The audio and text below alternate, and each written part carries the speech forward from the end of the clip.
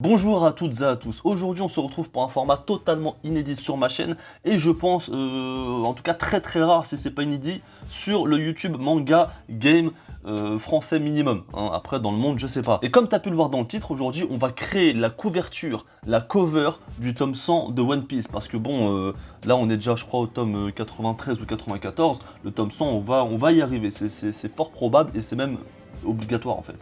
Pour cela, j'ai utilisé le logiciel Photoshop. Je n'ai pas fait ça tout seul, j'ai fait ça avec mon ami Lucisco. Tu peux retrouver sa chaîne YouTube dans la description. On s'est demandé qu'est-ce qui pourrait être sympa pour le tome 100 de One Piece, parce que, en tout cas pour moi, et j'espère aussi pour Oda et tout ça, à toute son équipe, que ça va être un tome assez spécial. C'est comme le tome 1, c'est le tout premier tome, et il faut faire quelque chose, enfin, de bien quoi. Bon, même si le premier tome de One Piece, il est un peu dégueulasse, en tout cas en français.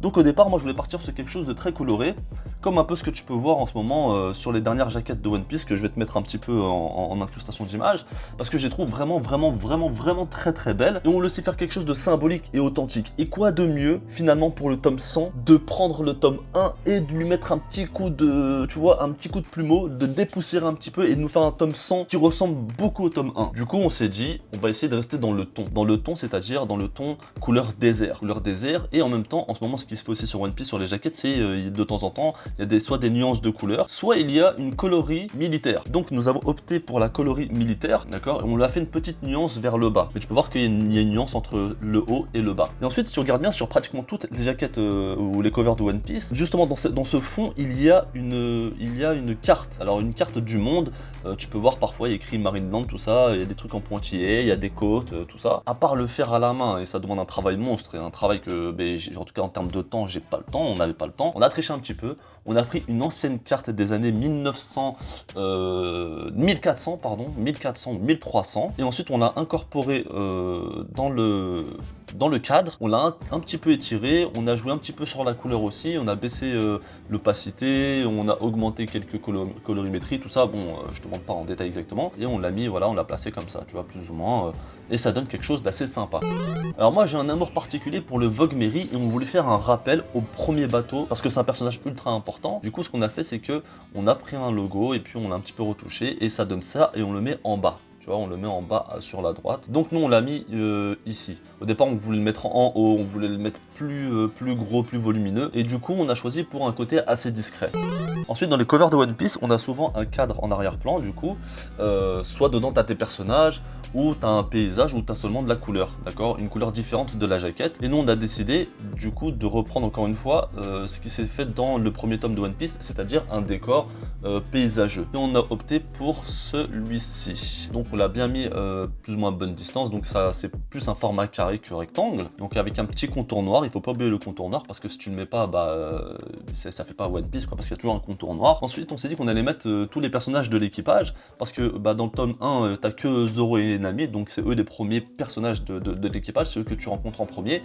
Et tome 100 techniquement, bon il y a t'as Sanji, t'as Zoro et toute la compagnie. Du coup on est tombé sur une image super marrante, c'est celle-ci. Et j'ai trouvé cette image assez sympa, assez loufoque, assez drôle, assez rigolote, et je trouvais qu'elle rentrait bien dans le thème.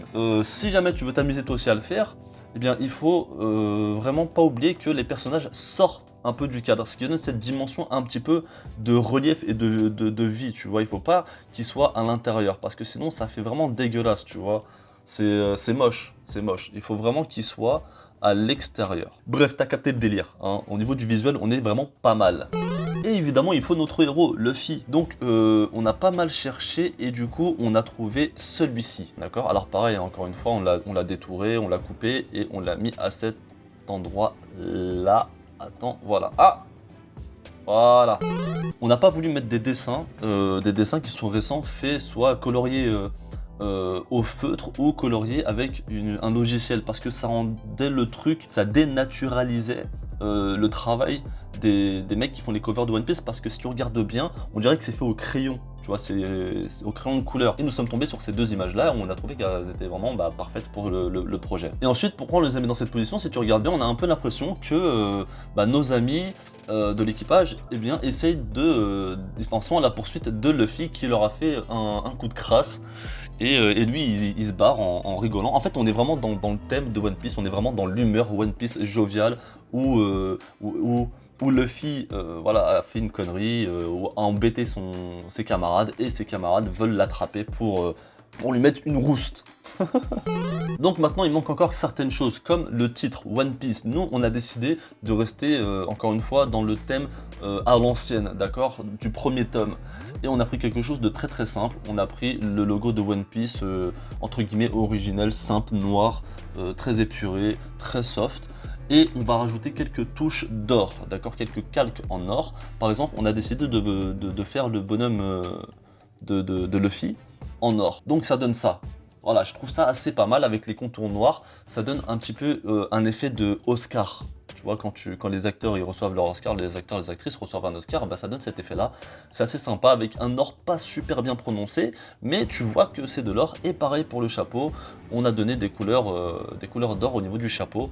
Et c'est assez simple, mais ça fait le taf. Franchement, moi je trouve que c'est vraiment pas mal pour le moment. On a ensuite donné un petit peu de relief au côté or. Tu vois, tu vas voir ici, regarde un petit peu le bonhomme au côté or de Luffy pour lui donner un aspect vraiment golden en fait, qui rend plutôt pas mal. Et à ce stade-là, on s'est aperçu qu'on avait oublié un personnage, Nami. Alors on a cherché une Nami dans une position random et habillée normalement, sauf que quand tu tapes Nami One Piece sur internet, tu vas trouver que des trucs voilà, moins de 18 ans. Et franchement, les mecs, arrêtez à un moment donné, faites quelque chose de normal.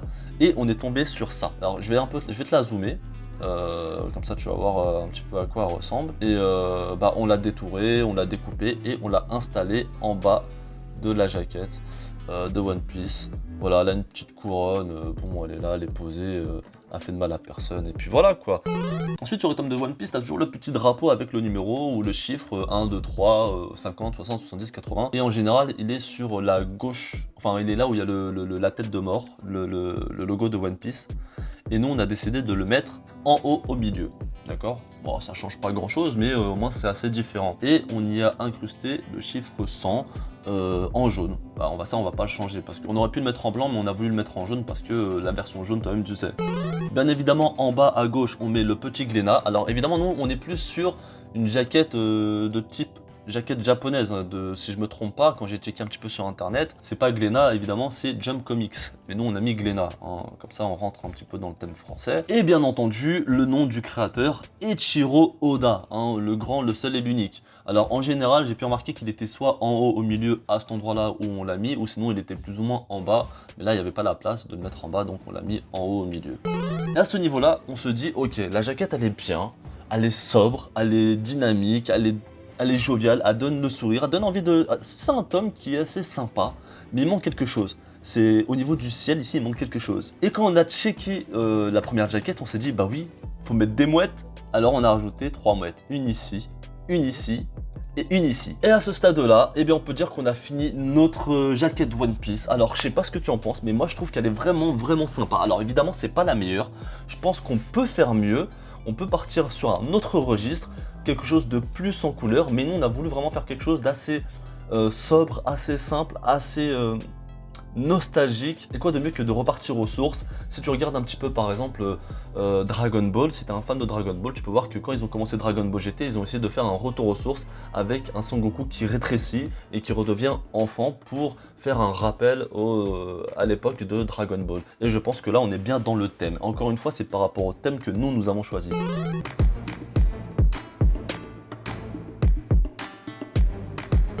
Donc n'hésite pas à me dire en commentaire ce que tu penses de cette jaquette. Est-ce que tu la trouves dégueulasse ou est-ce que tu la trouves plutôt belle ou est-ce que tu la trouves superbe? Est-ce que ça fait jaquette ou est-ce que ça fait pas du tout jaquette? Enfin moi je dis jaquette parce que je suis un ancien mais c'est cover tu vois, mais bref. Et puis si t'aimes bien ce format de vidéo, parce que moi j'ai beaucoup aimé l'affaire, bien je t'en ferai une deuxième, une troisième. Et puis tiens d'ailleurs de toute façon c'est sûr que je vais t'en faire une deuxième parce que là ça c'est sur Photoshop et je sais que tout le monde n'a pas Photoshop. Et tu peux faire quasiment la même chose sur une application mobile qui est gratuite qui s'appelle Pixar. J'en parle souvent, c'est là-dessus où je fais pas mal de miniatures ou bref. Je te ferai une vidéo là-dessus et tu verras que c'est vraiment sympa. Donc si tu as un petit côté créatif, n'hésite pas à te lancer dans l'aventure, à toi aussi à faire tes propres covers, One Piece, Dragon Ball, Fairy Tail, Pokémon, tout ce que tu veux. N'hésite pas à partager cette vidéo, ça ferait du bien parce que ça va me donner de la force. Et puis bien sûr, si t'es pas abonné, abonne-toi!